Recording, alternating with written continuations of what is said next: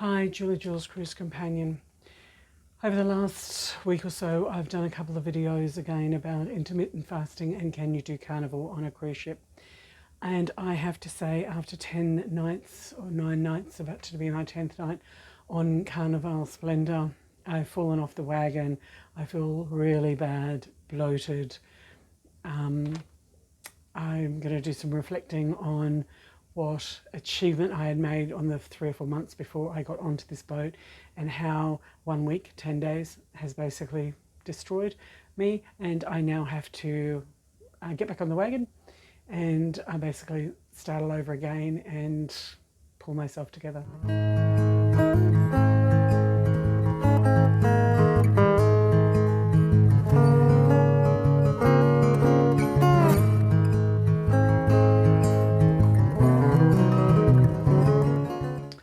One primary thing is that I have to remember that not all calories are created equally, and with that nutrient-dense food, the calories that I am getting from that actually are going to be delivering more nutrients, more amino acids, more vitamins, etc., that my body can utilize, where if you are just eating those empty calories, either through alcohol or sugar or, ice cream, all of that indulgent stuff. And I can feel actually a couple of times when I've had really sugar highs, I could actually feel it happening, and because I was more conscious of it, because I hadn't had that experience for such a long time, 3 or 4 months, and I could actually feel like I was getting a buzz. I thought, that you may experience if you had consumed alcohol, for example, but I'd only had sugar, and so the receptors in my brain, those pleasure hedonistic receptors, they were firing on all cylinders. So I have to remember and go back to not always all calories are counted equal. One thing that I've been doing actually really quite successfully is remembering that hunger doesn't kill you. I haven't actually been hungry on this entire 10 days, even though I intermittent fasted on probably 5 of the days where I didn't consume anything from about 8 o'clock at night until 11 or 12 midday. So I did do a couple of longer fasts with shorter eating windows, but over the whole time, 11 nights, I would have probably done 50-50, and I did some pretty big eating windows, and what I have consumed in those eating windows has been horrible, and I can really feel it in my back, in my knees. I still think I'm sleeping okay and my head's pretty okay, but I'm actually going to have to go back to feeling hunger, waiting for the ghrelin to kick in, to have the grumbles, and then wait a couple of hours after the grumbles happen by just dulling it down with water before I actually consume. And that'll get me back into those longer fasting times and shorter eating windows. With being back on a cruise, it just reminded me about the instant gratification world in which we live. That hedonistic, quick fix, high sugar, high, just taste, the cakes, the ice cream, the desserts. I'd often say that I didn't want dessert, I just order a main meal, and it is just an automatic assumption that you're going to eat something from the starters, entree and dessert menu, where I just wasn't hungry, but I was just eating because I was being social.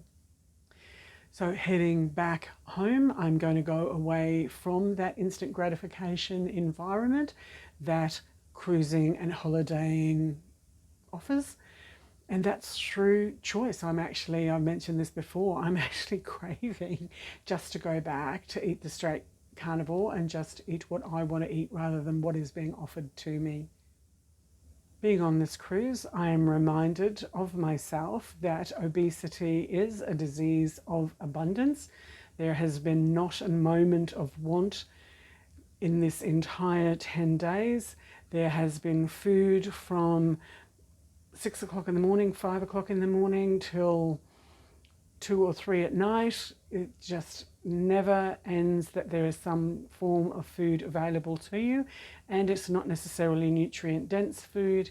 It is often high sugar, high fat, highly processed food. And being such an avid cruiser and living this lifestyle for so many years now, it really has hit me this trip that with overconsumption, that obesity is just driven by corporate greed and government complicity. So I have bought into that over the 46 cruises that I have done and the many holidays that I have done. And it is just corporate. I am just paying in for a corporation to make a profit, and my health and welfare is not their top priority. I have to take back that control for myself, and so that's why I suspect that my cruising career is coming to an end. I will get probably to my 50th cruise, but then I will not make much of an effort after that, I suspect, over the next couple of years to continue cruising. Working in healthcare, I can actually see that public funded health, government health, is not going to be able to keep up with the diseases of overconsumption, with the diseases such as diabetes, arthritis, coronary artery disease, etc. So the government is actually going to have to take some control over the things that are making the population unwell, and for example the increase of diabetes and obesity leading to other poor health outcomes, instead of just burying their heads in the sand in some way. So, you know, we as individuals have to take responsibility for ourselves, but if the government doesn't assist us by making sure that there is enough whole food producers around, that mass-produced, overproduced, or multi-processed, mega-processed food and food-like substances, you know, are the only thing that's available to us when all we actually probably need is the basic food, the meat, the butter, the cheese, the vegetables that are grown and not processed. In my position as a general person, I cannot actually see any way forward that the government is actually confronting the root cause of the increase in obesity, the increase in diabetes, the increase of coronary heart disease or coronary artery disease, these preventable diseases. I just cannot see it, and I don't know how as an individual I can influence that other than influencing myself.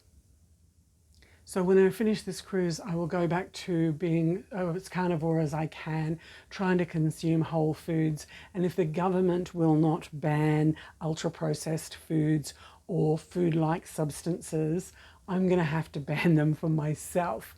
Ban them out of my life, out of my circle. If I can't influence what the government can do to assist me in making better food choices, I'm going to have to do it myself. And within my own sphere of influence, I'm going to have to ban them and just not participate if the event involves that kind of thing. It's going to have to be a conscious choice and conscious decision, because I just could not continue the way that I was. I've fallen off the wagon, completely admit that, have consumed alcohol, etc. So I know that I have to get a grip on myself, tighten myself up, especially over the next 150 days, see if I can match what I've done in the previous 150 days. This is Julie Jules Cruise Companion, having a bit of a chat about diets, foods, cruising, influences of cruising, things that I'm going to have to change in my life so that I can take a little bit more control, so I can be healthier to live longer. This is Julie Jules Cruise Companion saying, stay safe everybody, and happy travels.